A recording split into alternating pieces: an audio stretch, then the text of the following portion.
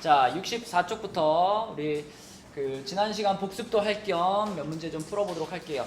64쪽에서는 그때 몇 개 풀었던 것 같고 65쪽으로 가보겠습니다. 65쪽에 여러분들이 이제 명제단원에서 좀 신경 써서 풀어봐야 될 문제들 중에 10번 문제 있죠. 10번 10번 한번 봐봐.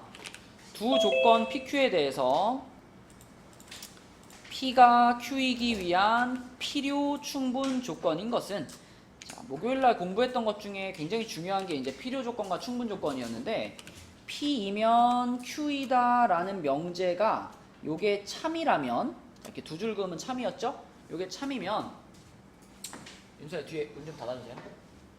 요게 참이면, 그러면 어서와. 참이면 P가 무슨 조건이었다, 정연아? 그렇죠. 얘가 충분 조건이었죠. 충분 조건. 어떻게 외우라 그랬더라? 화살표를 주고 있잖아. 그지? P가 Q한테 화살표를 주고 있으니까 주는 애가 충분, 받는 애가 필요 조건. 이렇게 외우라고 했었고요.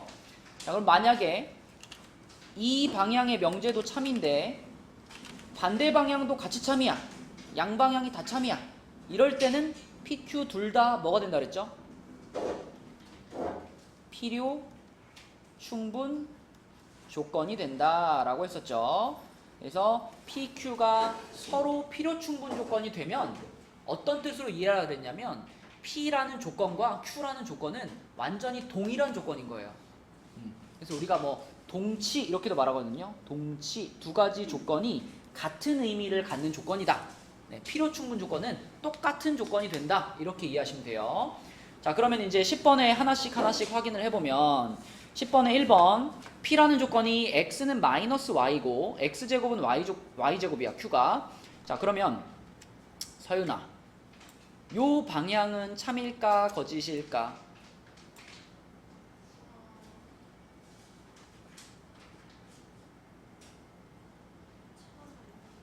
X와 마이너스 Y가 서로 같다면 이건 이런 뜻이죠. X랑 Y가 서로 뭐만 반대다? 부호만 반대다.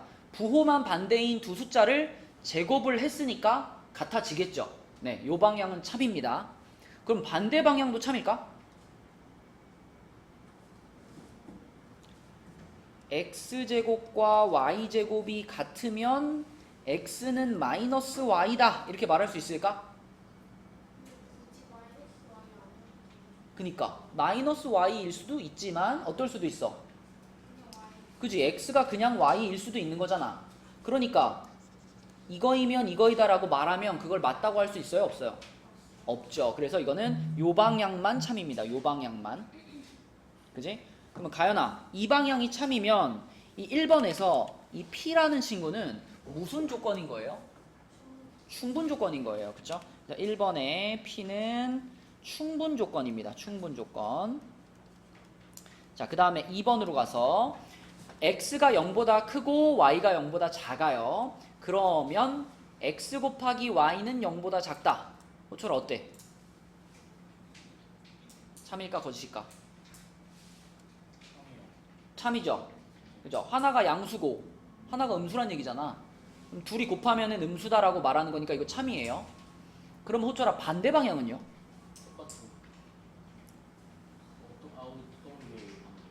Q이면 P이다. Q이면 P이다도 참일까?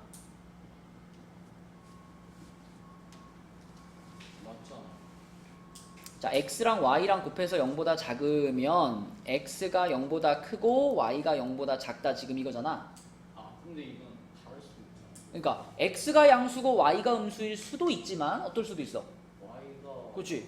X고 그러니까 X, Y의 부호가 거꾸로 될 수도 있죠. 그러니까 이거이면 이거이다라고 말하는 건 안 되죠. 그쵸? 자, 따라서 이것도 P이면 Q이다. 요 방향만 참이기 때문에 역시 2번에서도 P는 무슨 조건이야? 충분 조건이에요. 그쵸? 2번에서도 충분 조건. 자, 3번. 여러분 3번 한번 판단해 볼래요? 3번에서의 P가 무슨 조건인가 한번 찾아볼까? 잠깐 시간 줄 테니까 한번 고민해 보세요. 3번. 자, 해보겠습니다. 우선 가장 먼저 여기 나와 있는 얘가 얘이기 위한 필요 조건이다 라는 것을 명제로 써야 되겠지. 그치? 가연이 해볼까? 어떤 명제야, 가연아? 다시 한번.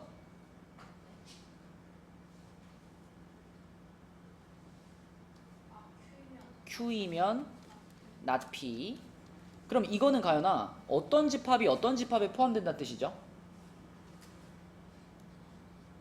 Q가 not P는 집합으로 말할 때는 뭐라 그래야 돼?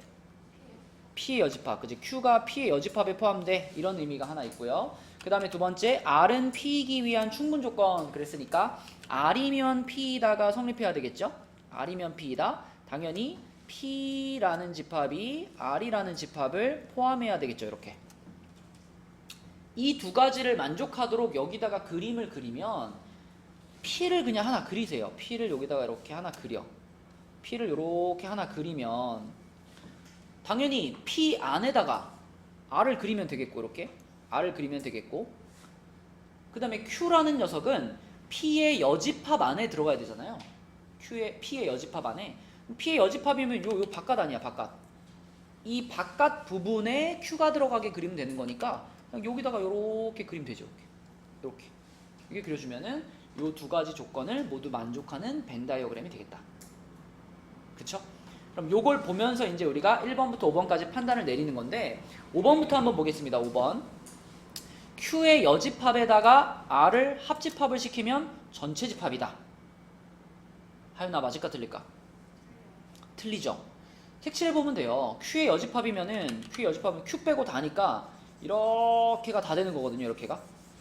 이렇게가 다 Q의 여집합이잖아요. 이렇게 이 Q의 여집합에다가 R을 합집합 시켰어요. R은 합집합 시켜봤자 T도 안 나죠. 이렇게 해봤자 그치? 그래도 이 부분이 색칠되지 않기 때문에 5번은 전체 집합이라고 볼 수 없죠. 틀렸죠? 그러니까 벤 다이어그램만 완성되면 그 다음 판단하는 거 쉽다. 자, Q에서 R을 차집합시키면 공집합이다. 정연아 이거 맞을까? 그러면 Q에서 R을 차집합시키면 뭐라고 하는 게 맞을까? 맞아요. 그냥 Q가 되죠. Q와 R은 지금 서로소 관계죠. 서로소 관계일 때는 상대방을 차집합시켰을 때 빠지는 게 아무것도 없단 말이죠. 그러니까 Q에서 R을 차집합시켜봤자 아무 영향도 주지 않아. Q 자체가 그대로 남는 거고요. 거꾸로 R에서 Q를 차집합을 시켜도 그냥 R이 그대로 남죠. 그죠? 여기 요 그림에서 우리가 파악할 수 있고 자, 그 다음에 요거는 하윤아 뭘로 변형할 수 있지? 맞아요. P 차집합 R이 공집합이다. 이건 어때요?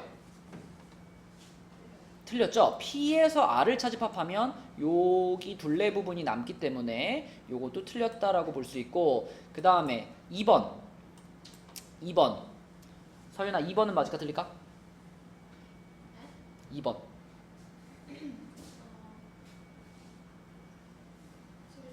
틀렸죠? 교집합하면은 누가 나와야 돼? 그치, 작은 놈이 나와야 되니까 R이 나온다고 해야 됩니다. 그래서 얘도 틀렸고요. 맞는 것은 1번입니다. 그치? 왜? 아니 어찌될 줄 알았네.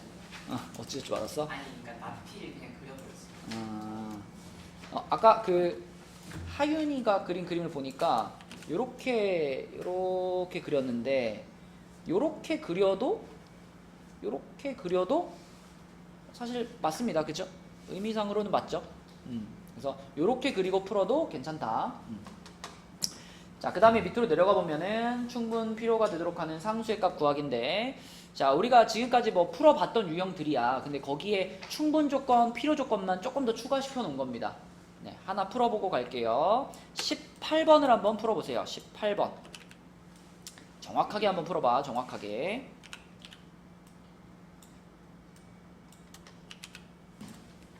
지금까지 이런 비슷한 류의 문제를 많이 풀어왔는데 수직선에다가 그림 그려가지고 범위 찾는 게 좀 어려운 문제이기도 해요. 자, 우선 여기서는 not P를 잘 표현하는 게 관건인데 not P 자체를 잘못 표현한 사람들이 많아. not P는 지금 요 범위에 대한 부정이기 때문에 이 범위는 딱 봐도 사이값이잖아요. A부터 A 플러스 1까지니까 사이값이잖아요. 그러면 여러분 머릿속에 기본적으로 사이값을 부정하면 어떻게 돼요? 이렇게 돼야 되잖아. 양끝값이 돼야 되잖아. 그러니까 요 범위를 부정한 것을 뭐라고 써야 되냐면 x가 a보다 작다 또는 x가 a 플러스 1보다 크다. 이게 정확한 낫피입니다. 낫피. 그지?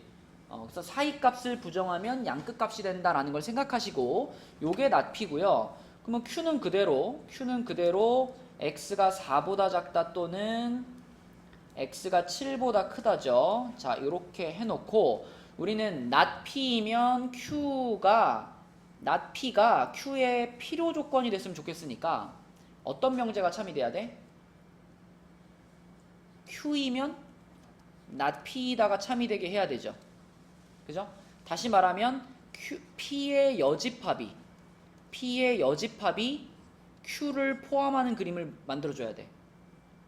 그리고 그 P의 여집합이라는 것이 곧 여기 있는 이 낫P를 말하는 거죠. 요게 P의 여집합이고 요게 Q인 거잖아. 그래서 위의 것이 아래 것을 포함해야 됩니다. 그럼 봐봐. 수직선을 그려놓고 4하고 7이 있는데 4보다 작다 또는 7보다 크다 했잖아요. 그럼 이제 여기다가 내가 A하고 A 플러스 1을 찍을 건데 어디다 찍어줘야 되겠니? 지금 현재 그려져 있는 범위를 이제 P의 여집합을 그렸을 때 먹어야 되잖아. 지금 그려져 있는 걸 먹어야 되니까 자, A와 A 플러스 1이 4랑 7에 사이로 들어와줘야 되잖아요. 이렇게. 여기가 A가 되고 여기가 A 플러스 1이 돼줘야 그림이 어떻게 돼? A보다 작다니까 X가 A보다 작다 이렇게 그려지고 X가 A 플러스 1보다 크다 이렇게 그려지고 이렇게 되면은 초록 범위가 파란 범위를 먹었죠. 이런 수직선을 그려야 되고 그래서 이 수직선을 보면서 여러분들은 아 그러면 A는 가연아 4보단 어때야 되는구나. 크거나 같아야 되는구나. 이거 하나 생각하시고 그 다음에 A 플러스 1은 7보다 어때야 돼? 작거나 같다. 그쵸? 정확하게 푸셔야 돼요. 수직선을 그렸으면 그 수직선에서 정확한 A의 범위를 캐치해야 됩니다. 이렇게 되고 여기서는 A가 6보다 작거나 같다가 되기 때문에 결국 A는 4보다 크거나 같고 6보다 작거나 같다 이렇게 쓰셔야 돼요. 그래서 여기에 들어가는 정수 4, 5, 6 더하면 답은 15 이렇게 보는 겁니다. 물론 대우명제를 이용해가지고 풀 수도 있지만 굳이 대우명제를 이용하지 않아도 우리가 수직선만 잘 그릴 수 있다면 답 찾는 데는 지장이 없으니까 이렇게 풀도록 할게요. 자, 그 다음에 이제 67쪽으로 가볼게요. 67쪽 67쪽은 명제의 증명입니다. 증명. 사실은 수학은 다 증명이야. 수학은 다 증명인데 이제 고등학교 수준에서 어떤 증명에 대해서 막 이렇게 깊이 있게 공부하거나 증명에 대해서 깊이 있게 시험 보기는 좀 힘들어요. 그래서 대부분 증명 문제들은 이렇게 빈칸 채우는 형태로 나옵니다. 근데 이제 학교에서 문제를 낼 때 조금 증명에 좀 무게를 두면 약간 어려운 증명이 빈칸 채우기로 나올 수가 있어요. 그래서 증명을 할 때 이런 방법으로 증명하면 대충 이런 방식으로 흘러가는 거고 또 이런 방식으로 증명하면 이런 방식으로 흘러가는구나 이런 흐름을 좀 알고 있으면 빈칸 채우기를 할 때 좀 편하거든요. 그래서 대표적으로 가장 많이 쓰이는 증명 방법 두 가지, 대우를 이용한 증명과 그 다음에 귀류법 이렇게 두 가지에 대해 나와 있는데 그 과정을 좀 봅시다. 일단 대우를 이용한 증명은 이미 여러분들이 알다시피 이 명제 P이면 Q이다라는 명제가 참이면 그 대우도 참이니까 내가 증명하고 싶은 명제가 약간 말이 어려울 수 있거든요. 헷갈리는 경우에는 그것의 대우를 증명하면 더 편해요. 그래서 대우를 이용한 증명은 여기 1번으로 한번 볼게요. 자, 여기서 증명하고 싶은 명제는 이거였어. 자연수 n에 대하여 n제곱이 짝수이면 n도 짝수이다. 이걸 증명하고 싶은데 딱 처음에 증명을 하려니까 여기서 약간 걸려. n제곱이 짝수? 여기서 좀 걸려. 그래서 순서가 n이 먼저 나오고 n제곱이 나중에 나오면 좀 편할 것 같아. 그래서 아, 그러면 이 명제의 대우를 한번 증명해 볼까? 대우로 가면 좀 편할 것 같은데? 그래서 대우 명제로 가는 겁니다. 자, 그런데 여기서 자연수 n에 대하여 여기까지는 어떤 상황에 대한 설명인 거기 때문에 이 부분은 건드릴 필요가 없고요. 우리가 지금 바꿔줘야 되는 부분은 여기죠. n이 짝수이면 그러면 n도 짝수이다의 대우를 쓰는 거야. 윤서 해볼까? n제곱이 짝수이면 n도 짝수이다의 대우는 뭘까요?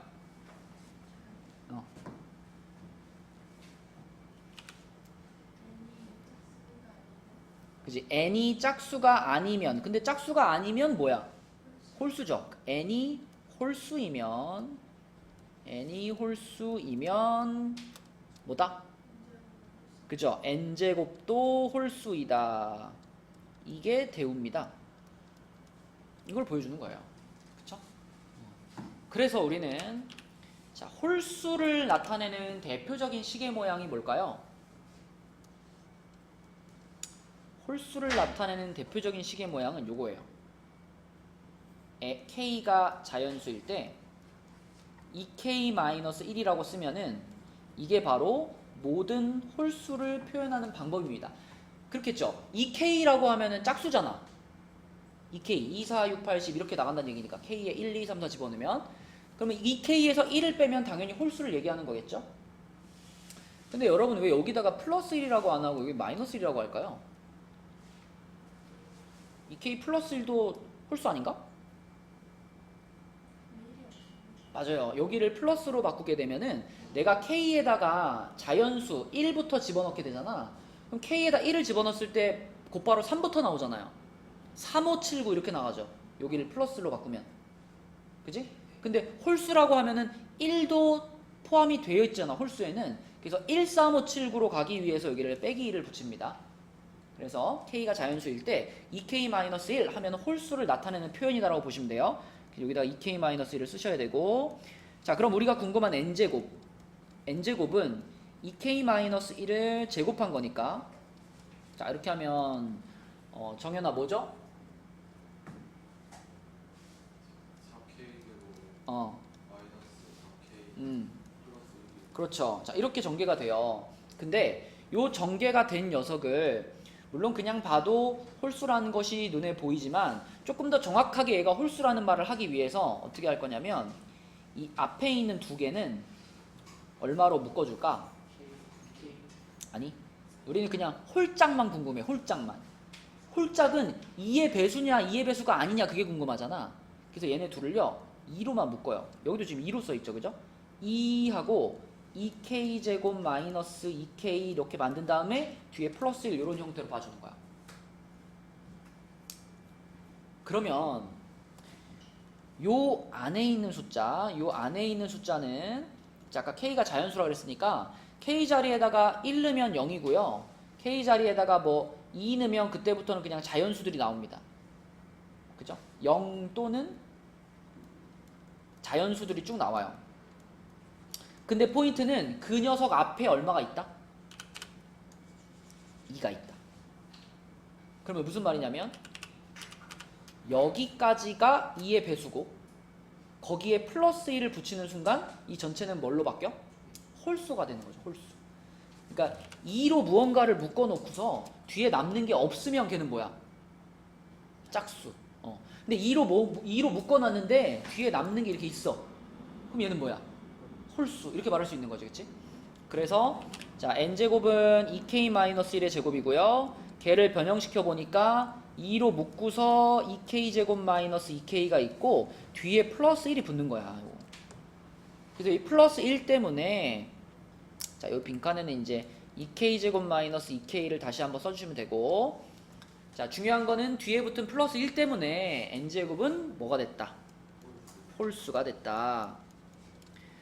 그래서 주어진 명제의 대우가 참이므로 이 주어진 명제도 참이다. 이렇게 볼 수 있습니다. 그죠? 요것이 대우를 이용한 증명 방법.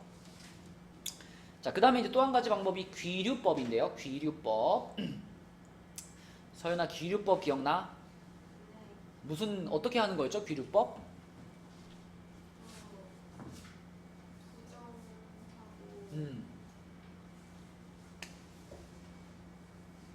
부정을 해봤더니 마지막에 무슨 일이 벌어져? 모순. 모순이 생겨가지고 그거 봐 아니잖아. 그러니까 뭐 예를 들면 뭐 윤호가 남자라는 걸 증명하고 싶으면 어떻게 시작하는 거야? 윤호는 여자다라고 놓고 시작하는 거죠. 윤호는 여자다라고 놓고 이렇다 이렇다 이렇다 이렇다 하다 보니까 마지막에 뭔가 이상한데 뭔가 잘못됐는데 그거 봐 윤호는 여자가 아니잖아. 윤호는 남자잖아. 이렇게 하는 게 귀류법입니다. 그치? 그래서 귀류법으로 증명하는 대표적인 명제가 뭐가 있냐면 여기 있는 루트 2는 유리수가 아니다. 요거. 그러니까 뭐 유리수가 아니다. 이게 결국은 루트 2가 무리수이다죠. 루트 2가 무리수이다를 증명하는 거를 우리가 주로 귀류법을 통해서 합니다. 그래서 우리 특강책에도 똑같은 내용이 있었는데 루트 2가 무리수이다를 증명하고 싶으면 먼저 얘를 부정해요. 얘를 부정해. 호철아 얘를 부정하면 뭐야? 그치. 루트 2가 무리수이다를 부정하면은 루트 2가 유리수이다이다가 되죠. 유리수이다. 이렇게 놓고서 쭉 뭔가 확인을 해보니까 마지막에 뭔가 잘못된 거야. 모순이 보여. 모순이 보이면 그거 봐 유리수 아니잖아. 무리수잖아. 이렇게 말하는 거야. 근데 하윤아 모순이 뭐야? 잘못된 거. 그치? 뭔가 잘못된 거죠. 조금 정확히 말하면 모순은 앞뒤가 안 맞는 겁니다. 앞뒤가 안 맞는 거. 이 모순이란 말의 유래 알아요? 유래?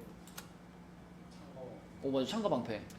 왜 창가방패가 말이 안 되지? 한 사람이 그 어. 세상에서 어. 가장 만나는 형태라고 어. 그래서 다 자를 수 있는 칼라고 하는데 둘이서 그 대보면 어떻게 되는지 어릴 때 책 좀 읽었구만. 맞습니다. 모순이란 말의 유래는 창과 방패인데 그 무기를 파는 사람이 이 창은 뭐든지 뚫을 수 있는 창이래. 근데 이 방패는 뭐든지 막을 수 있는 방패래. 이 창이랑 이 방패가 서로 이렇게 부딪히면 어떻게 됩니까?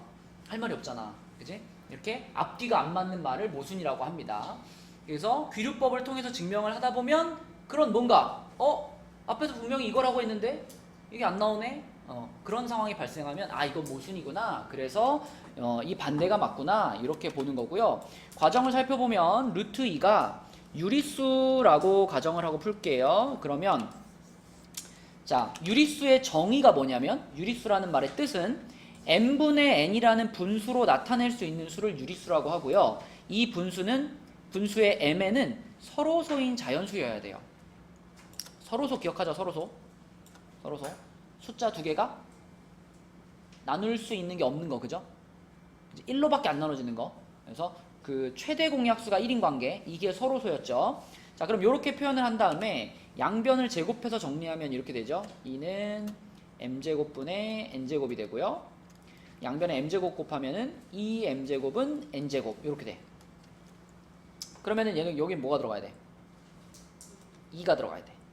2가 들어가. 그러면 n제곱이 자 이렇게 써져 있다는 거는 2 곱하기 어떤 수 했는데 n제곱인 거니까 n제곱이 2의 배수다 이렇게 볼 수 있죠.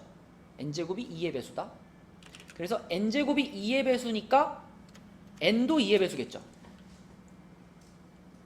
여기서 약간 n제곱이 2의 배수면 n도 2의 배수인가? 의문을 가질 수 있는데 우리가 왼쪽에서 했잖아.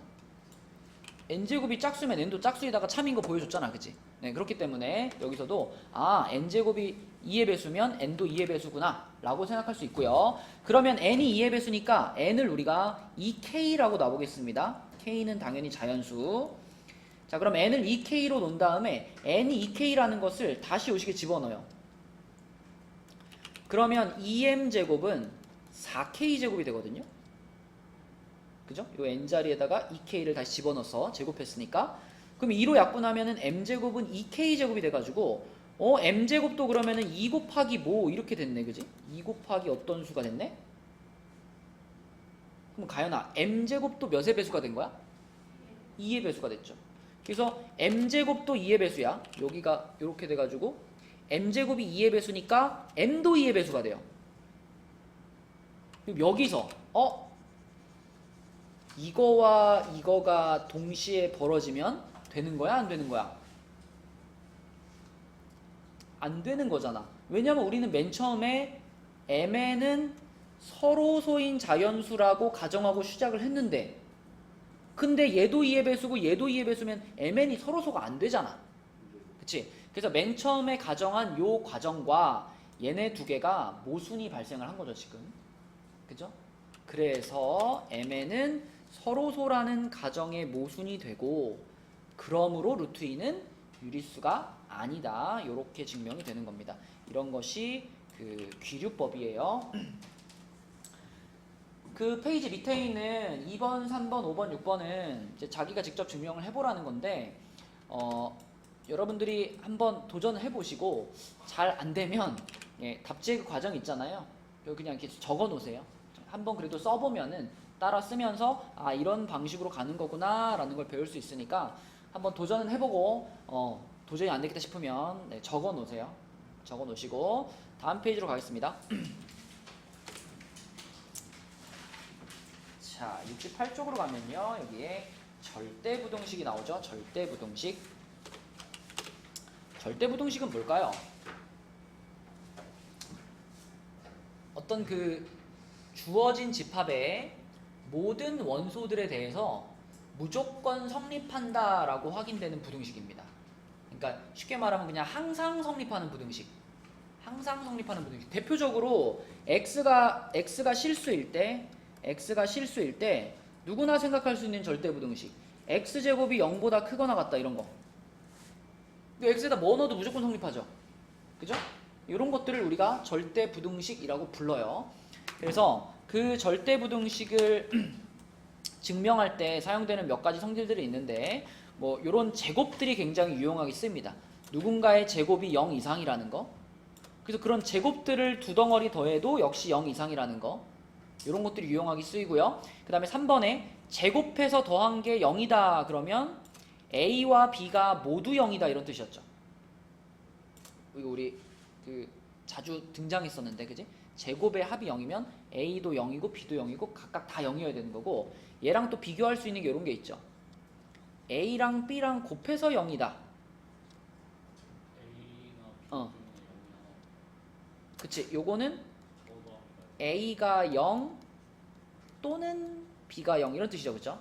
그래서 곱해서 0이 되면은 둘 중에 적어도 하나가 0이다라는 뜻이고, 제곱해서 더한 게 0이 되면은 둘이 모두 0이란 뜻이고, 그래서 이거 비교해가지고 좀 기억해 주시고, 그 다음에 절대값이 들어가 있는 그 식을 풀 때는요, 절대값 A도 제곱을 시키면 그냥 A제곱과 똑같아진다는 거. 그렇지 않니? 제곱하는 순간 부호가 의미가 없어지니까. 그치? 절대값의 제곱이나 그냥 A제곱이나 똑같다. 그 다음에 절대값 AB나 절대값 A 곱하기 절대값 B나 똑같다. 이것도 역시 절대값을 붙이면 무조건 양수로 나오거든요. 양수로 나오니까 전체 절대값을 씌우든 아니면 각각의 절대값을 씌워서 곱하든 상관이 없다. 같은 거다. 그치? 이런 내용들을 알고 있으면 되겠습니다.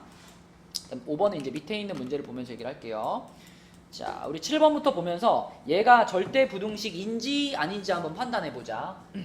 준영아, 7번은 절대부등식일까? 실수 전체의 집합에서 7번 부등식이 무조건 성립할까? 네. 이 부등식 한번 풀어볼까, 준영아? 아니요. 이거 풀면은 x가 마이너스 2분의 5보다 크다 이렇게 되죠. 그치, 준영아? 그러니까 이 범위에 들어가는 x들에 대해서는 맞지만 이 범위에 안 들어가는 x들에 대해서는 틀린 부등식이잖아. 그럼 절대부등식이라고 볼 수는 없겠죠? 맞지, 준영아? 항상 성립하는 건 아니니까. 자, 정연아, 그럼 8번은 절대부등식인가? 맞는 것 같아요. 그치, x에다가 뭘 넣어도 당연히 x가 지한테서 1 뺀 거보다는 크겠지요. 그죠? 그래서 모든 x에 대해 다 성립을 할 거고요. 그 다음에 가연아, 9번은 절대부등식인가? 확실해요?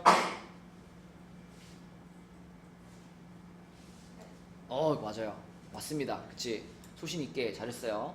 절대값 x는 x값이 뭐든 상관없이 최소한 0보다 크거나 같다가 보장이 되는 친구죠. 근데 거기다가 3을 또 더해줬잖아, 그지? 0보다 크거나 같은 친구한테 3을 더해줬으니까 이거 무조건 0보다 큰 거죠. 그래서 항상 0보다 크다라고 볼 수 있고요. 자, 그러면은 윤서야 10번은 절대부등식인가?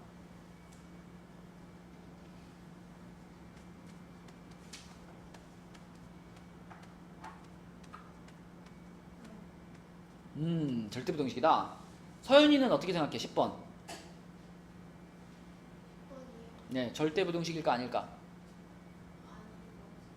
아니라면 얘가 성립하지 않게 하는 x값이 보이나요?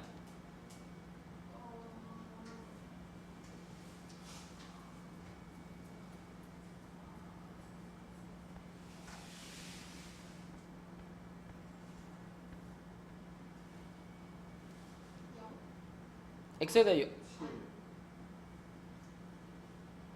얼마? 7. 등호가 많이. 다른 x값은 아무거나 집어넣어도 다 성립해요. 사실 이게 양변에 마이너스 1 한 번씩 곱해주면은 요런 식인 거잖아. 지금 요런 식인 거잖아.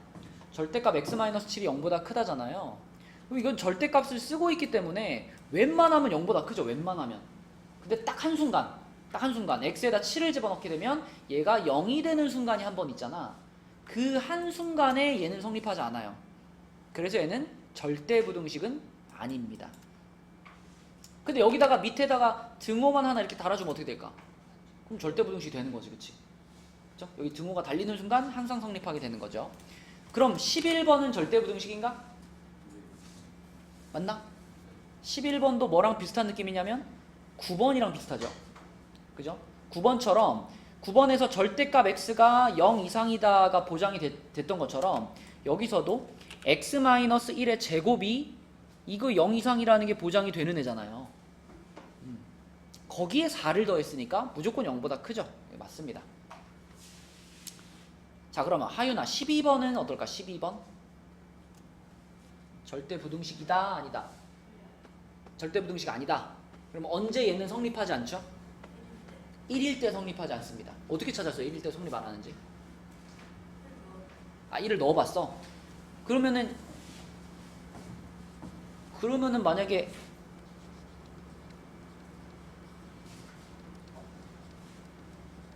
이렇게 돼 있으면 얘는 절대부등식인가?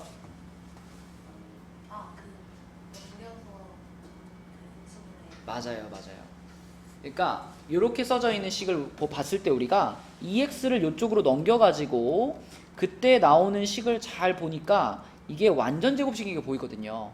그래서 얘를 x-1의 제곱으로 이렇게 바꿔놓고 생각을 해야 정확하게 판단이 가능하지. 얘는 0보다 크거나 같은 거지 큰 게 아니죠. x가 얼마일 수 있으니까? x가 1일 수 있으니까. x가 1일 때 이 부등식은 성립하지 않습니다. 그래서 얘도 절대부등식은 아니에요. 그쵸? 이렇게 절대부등식을 파악할 수 있고요.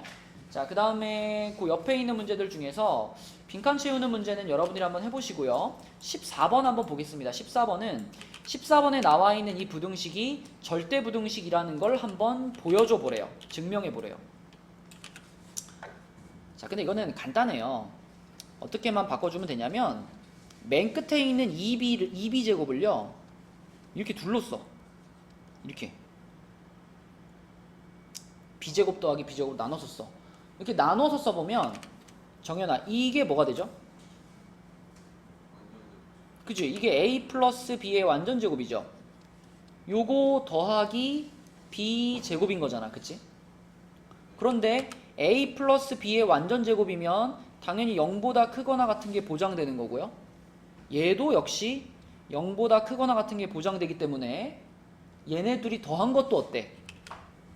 0보다 크거나 같다가 늘 성립한다라고 볼 수 있겠지. 그치? 그래서 요 식을 요 모양으로 살짝 바꿔주기만 하시면 됩니다. 자, 그 다음에 밑으로 내려가 보면 16번. 16번이 항상 성립한대요. 그럴 것 같니?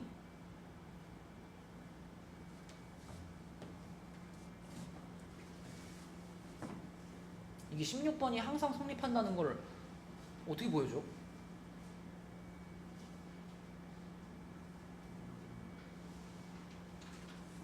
일단 이 식을 봤을 때 해보고 싶은 게 뭐가 있어요? 제곱을 해보고 싶죠.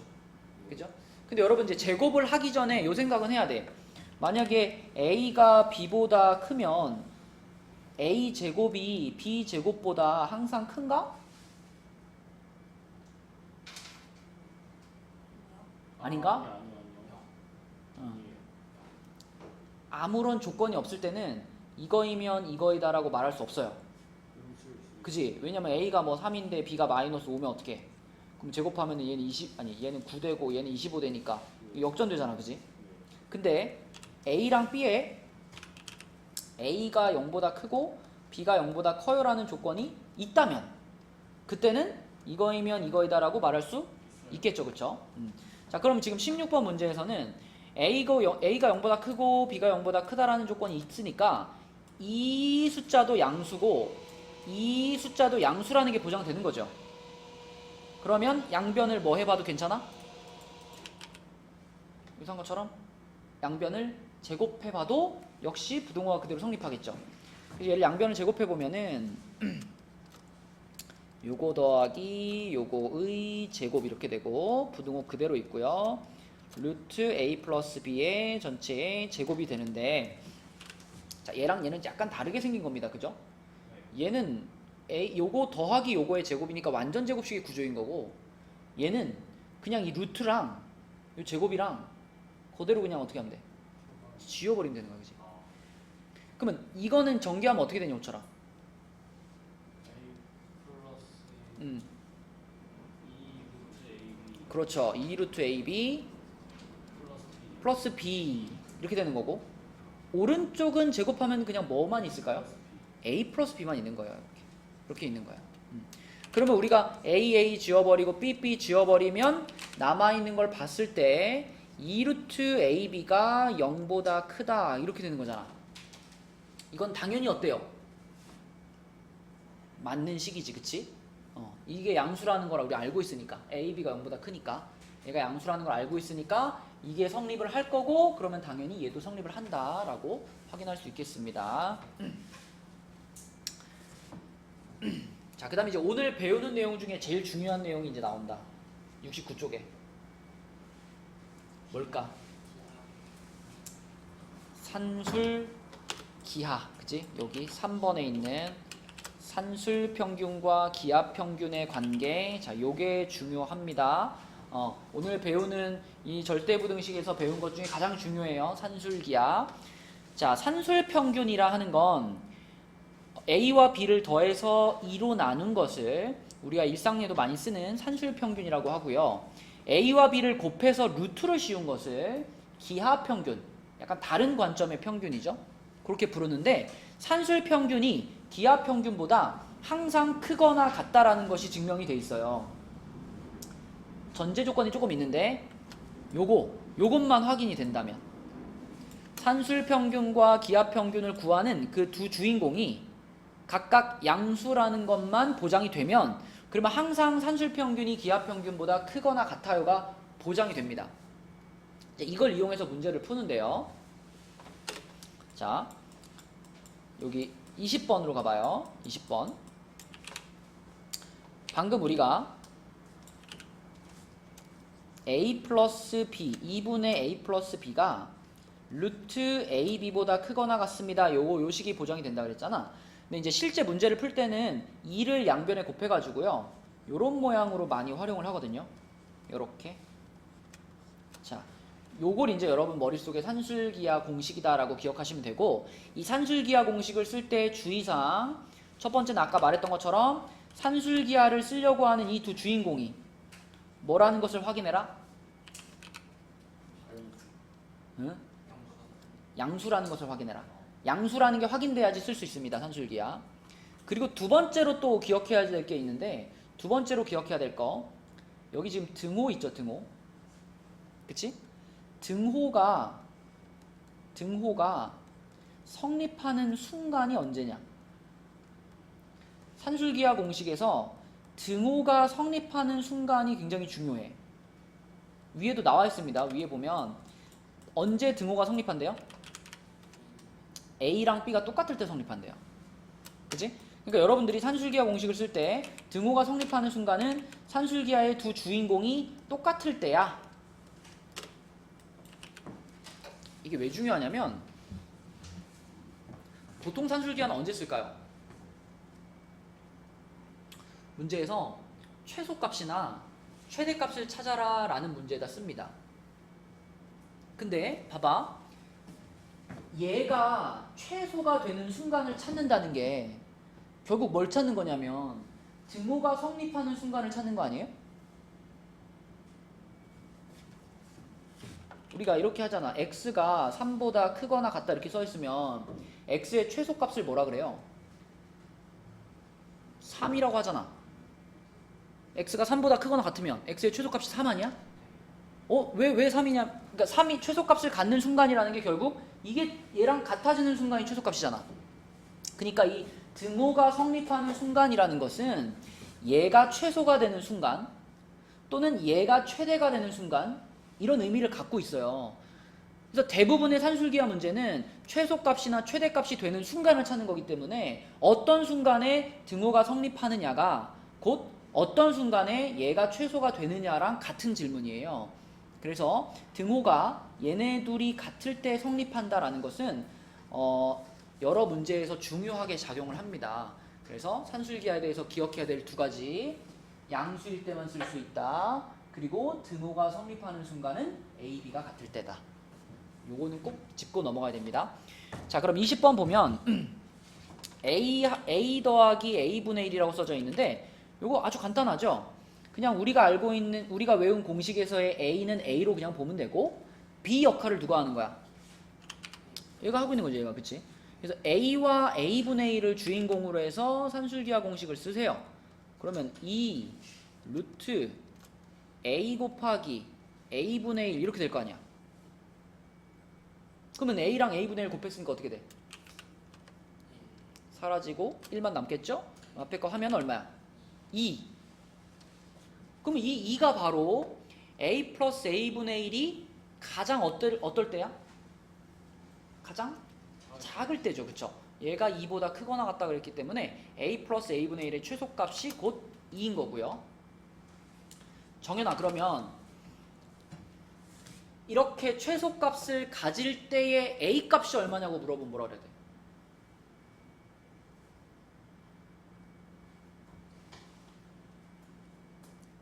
최소값을 가질 때, 그죠? 최소값을 가질 때라는 게 아까 말했죠? 등호가 성립할 때란 말이야. 그러면 등호가 성립할 때는 A랑 A분의 1이 어떨 때야? 같을 때지, 그치? 그 얘기를 한 겁니다. 등호가 성립하는 순간 얘랑 얘가 같을 때, 다시 말하면 A가 1일 때라고 볼 수 있죠. 그래서 최소값은 이거고요. 그때는 A가 곧 1일 때이다. 문제에서 이걸 물어볼 때도 많거든. 자, 그 다음에 21번도 역시 같은 방식으로 산술기하 써볼게요. 자, 이렇게 부등호 해주시고 2 루트 하고 얘네 둘이 그대로 이제 여기서 곱해지면 되지, 그지? 곱해진다. 그럼 B분의 A 곱하기 A분의 B 또 얼마예요? 이것도 2죠? 그쵸? 요것의 최소값도 2다.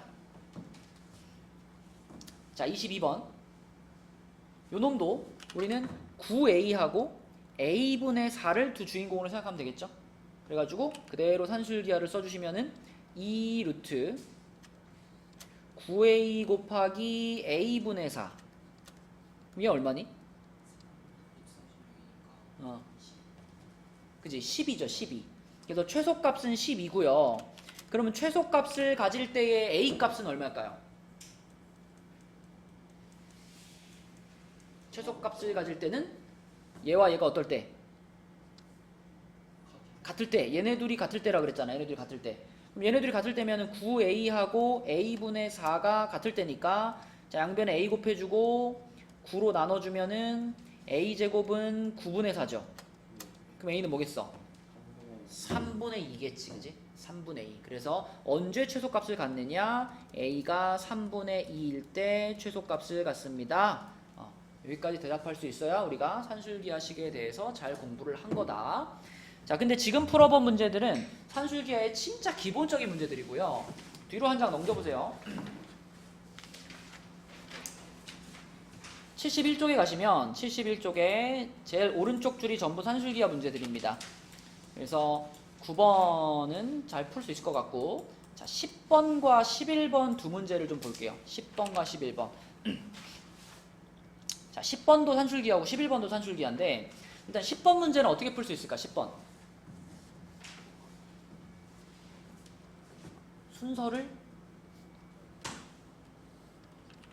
순서를 좀 이렇게 하면 되지 않을까?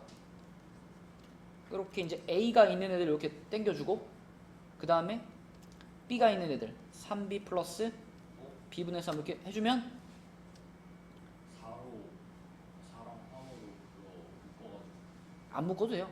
그냥 바로 해도 돼요. 그냥 이 상태에서 바로 자 얘와 얘를 가지고 뭐 한다?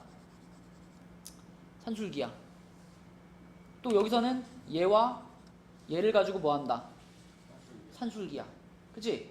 그럼 얘네 둘을 가지고 산술기하라면 어떻게 되냐면, 자 얘 더하기 얘가 크거나 같지요. 얼마보다 크거나 같냐면 2루트 4a 곱하기 a분의 4 이렇게 되는 거니까 얼마가 되니?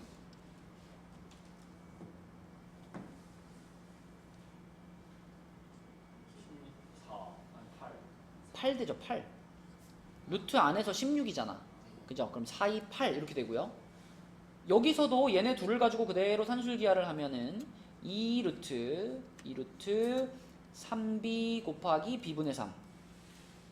그럼 얘는 뭐가 돼요? 6이 되지. 그러면 얘는 8 이상이고 얘는 6 이상이니까 둘이 더하면 전체적으로는 얼마 이상? 14 이상. 그래가지고 답은 4번입니다. 그지?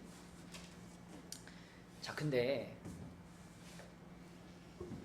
10번을 이제 이렇게 풀 수 있어요. 이렇게 풀면 맞는데 11번이죠. 11번. 10번을 우리가 이렇게 풀고 나서 그 다음에 11번을 풀어봐 라고 하면 거의 대부분의 친구들은 이렇게 풉니다. 지금 a 플러스 a분의 1과 그 다음에 a 플러스 a분의 16이 곱해져 있잖아. 그러면 얘랑 산술기하 해가지고 얘가 2루트 a 곱하기 a분의 1이니까 얘는 2네. 그러니까 얘랑 얘는 역시 또 산술기 이렇게 쓰면은 2루트 a 곱하기 a분의 16이니까 요거는 8이네. 그러면 얘는 2 이상이고 얘는 8 이상이니까 곱하면 이거는 16 이상이겠네. 그래서 최소값이 16이다 라고 생각하는 애들이 많은데 이 방식은 틀립니다. 내가 강조하고 싶은 거는 왜 10번은 이렇게 풀어도 되는데 왜 11번은 이렇게 풀면 틀리냐는 거예요. 아니 그러니까 왜 전개해서 풀어야 되냐고. 이렇게 풀면 왜 틀려? 뭐가 잘못됐어? 곱해지는 게 뭐? 곱한다 하더라도 얘도 양수고 얘도 양수가 보장되는 상황이면은 얘가 제일 작을 때 곱하면은 곱한 것도 제일 작아야 되지 않아요? 왜 이렇게 풀면 안 될까요?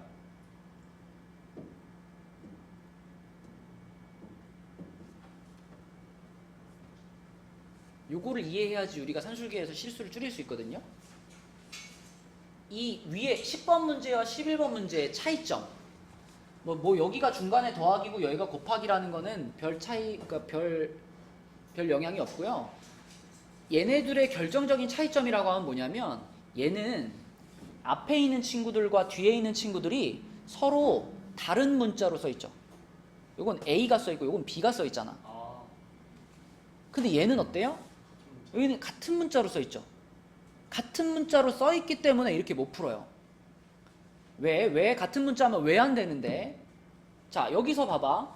여기서 여러분들이 지금 얘가 8일 때가 최소값이잖아요. 그러면 최소값을 가질 때의 A 값이 얼마야? 이렇게 물어보면 어떻게 찾아? 언제 8이 돼? 이렇게 물어보면 이것도 등호가 성립할 때 아니야. 등호가 성립할 때는 뭐였지? 산술기하의 두 주인공이 어떨 때? 같을 때. 얘네들이 같을 때면 A가 얼마예요? A가 8인가? 1. 그치? A에 1 집어넣으면 얘랑 똑같잖아. 그치? 그러니까 이게 성립할 때는 A가 1일 때야. a가 1일 때, 자 마찬가지로 또 뒤에서도요. 자 얘랑 얘가 이렇게 해가지고 6이 될 때는 언제야? b가 얼마일 때? b가 1일 때 이렇게 되죠. 근데 얘네들은 서로 다른 문자이기 때문에 혹시나 a가 1일 때, 뭐 b가 3일 때 이렇게 나와도 아무 문제가 없어요. a는 a고 b는 b니까. 근데 얘는 어떻게 되냐면 봐봐. 이 앞에 거가 최소가 되는 순간에 a 값은 얼마예요? 얘와 얘가 같아져야 되니까 이때는 a가 1일 때죠. 그죠? 근데 뒤에 거에서 얘가 8이 되는 순간은 얘네 둘이 같아져야 되잖아. 얘네 둘이 같아지려면 a가 얼마야? a가 4여야 돼요. 그러므로 앞에 게 2가 되고 뒤에 게 8이 되는 거는 동시에 일어날 수 있다 없다? 동시에 일어날 수가 없어요. 그러니까 얘네 둘을 곱한 것은 16이라고 볼 수가 없는 거예요. 얘를 2로 만들어 놓으면 얘가 8이 안 되고 얘를 8로 만들어 놓으면 얘가 2가 안 되는 거야. 그러니까 얘네 둘이 곱해서 16이 나오는 일은 벌어질 수 없다는 얘기죠. 그래서 이렇게 같은 문자가 들어가 있는 경우에는 그냥 이것 따로 산술기하, 이것 따로 산술기하를 하면 이게 동시에 성립하지 않을 가능성이 있어서 이런 식으로 따로따로 산술기 하시면 안 돼요. 그래서 우리는 얘를 풀 때 다른 방법으로, 그 다른 방법이란 호철이가 아까 얘기한 전개입니다. 전개. 전개를 시켜서 한 번의 산술기하로 답을 찾는 거예요. 자, 그렇게 풀어볼게요. 그러니까 이런 방식으로 풀면은 안 된다는 걸 지금 보여준 거야. 안 된다는 걸. 자, 그래서 요걸 전개를 시켜줄게요. 전개시키면 a제곱 플러스 16 플러스 1 플러스 a제곱분의 16 이렇게 됐죠. 자, 그러면 16이랑 1이 더해져서 상수가 하나 생겼네. 17이라는 상수가 생겼고요. 그 다음에 a제곱 플러스 a제곱분의 16 있죠. 요런 그냥 상수들은요, 그냥 가만히 두면 돼요. 그죠? 산술기하를 공식을 적용시킬 때도 17은 그냥 가만히 두면 돼요. 내가 여기서 산술기하를 이렇게 적용을 시키면은 17은 그냥 자기 자리에 가만히 있는 거예요. 가만히 있고, 자, 얘와 얘가 두 주인공이 돼가지고 산술기하 공식이 적용이 되는 거죠. 요렇게. 그러면은 요거 두 개 날라가니까, 자, 이거 다 계산하면 얼마일까?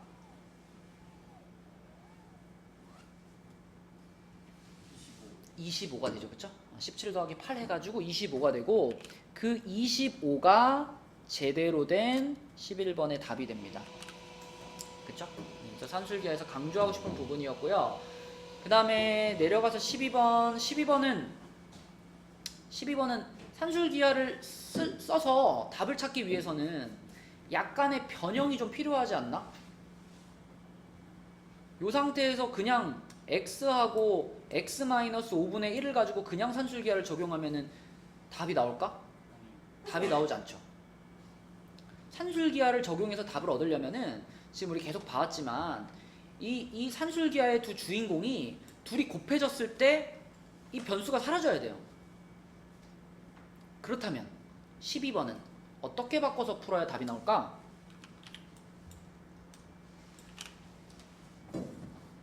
아이디어를 내봐. 어떻게 바꿀까?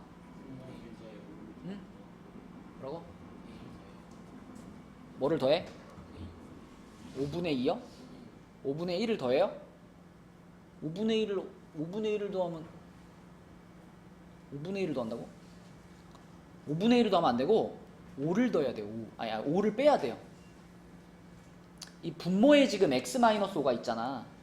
그럼 그 분모에 있는 애하고 똑같은 모양이 있어야 돼. 그래야 곱했을 때 둘이 지워지게 만들 수 있잖아. 그래서 여기다가 내가 중간에 빼기 5를 하나 넣어줘요. 이렇게 빼기 5를 넣어준 다음에, 자, 빼기 5를 넣어줬으니까 당연히 뒤에다가 어떻게 해야 돼? 더하기 5도 넣어야 되겠죠. 이렇게. 그렇게 한 다음에 이제 요거와 요거를 산술기하의 두 주인공으로 생각을 하시면 되죠. 그죠? 자, 이 상태에서 그대로 이제 산술기하 공식을 적용을 시키면은 2 루트 한 다음에 x-5하고 x-5분의 1이 곱해질 거 아니야. 이렇게 돼야지 이제 이게 사라지게 되는 거 아니야. 이렇게. 그치? 요런 효과가 있어야 산술기하를 쓰는 게 의미가 있으니까 요런 모양으로 바꿔주시고, 당연히 뒤에 얼마는 달려 있어요? 플러스 5는 그대로 붙여놔야 되겠죠, 그렇죠? 그렇게 되면은 루트 안에 부분이 다 1이 돼버렸기 때문에 이거 다 계산하면 몇이 돼요? 아니 2랑 5랑 더해가지고 7이 되는 거지, 그렇지? 그래서 7이 이 문제의 최소값이고 이런 식으로 변형시켜서 풀어줘야 된다. 그래서 11번은 전개시켜서 푸는 거고 12번은 변형시켜서 푸는 겁니다. 산술기에서 자주 나오는 문제 형태들이다. 자, 그 다음에 그 밖에 나머지 문제들은 여러분들이 풀어보시고요.